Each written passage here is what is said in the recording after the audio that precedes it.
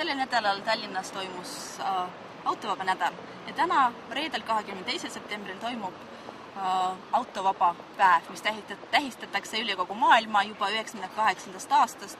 See päev sai alguse Prantsusmaal ja nüüd juba üle 1000 linna igal aastal ühinevad selle kampaaniaga.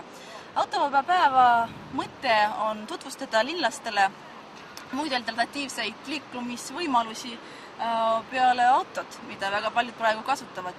Meil on ühistransport, meil on head jalgrattateed, ka väga tervislik on liikuda jala. Ja selle nädala jooksul me propageerisimegi kõiki neid liikumisviise. Selleks otstarbeks me esmakordselt proovisime Eestis juurutada sellist süsteemi nagu Park and Ride, mis on kasutusel paljudes Euroopa riikides ja see süsteem kujutab endast seda, et autojuhid, kes elavad kas väljaspool linna või äärelinnas, tulevad spetsiaalsetesse parklatesse, kuhu nad jätavad oma auto ning sealt liiguvad juba linna ühistranspordiga. Ja need parklad olid väga menukad meie suureks üllatuseks.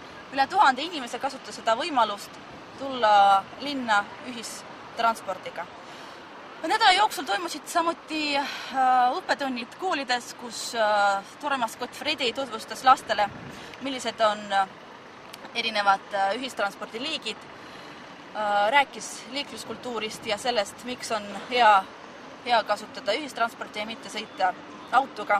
Et teie olete just see inimene, kes täna praktiseeris autovaba päeva. Kuidas see välja nägi? Jah, see nägi välja, et mul on nimelt noorem tütar ka aastane ja siis ma pidin vanalinnas käima korra ja ma mõtlesin, et kuna seal parkimisega on nii või naa suhteliselt keerulised lood, et ma jätsin siis sinna endise Kalevi kommivabriku juurde auto, kus juures öeldi küll, et ei ole eriti populaarne, aga ma vist sain seal viimase koha parkimiseks, ja siis oma käruga läksin trammi peale ja laps sai vist esimest korda trammiga sõita, tuleb tunnistada, nii et jah, kahjuks ma küll ei ole muidu väga suur ühistranspordi kasutaja.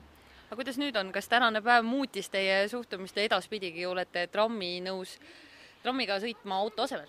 Ei, tegelikult trammiliiklus on väga hea. Ma ütleks, et ta on üks parimaid ühistranspordi liike, aga on ta küll ainult ka kesklinnas.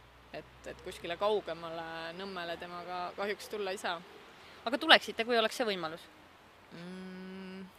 Pead ei anna, aga võimalik, jah. Selge, aitäh Anneli, aitäh Meribel!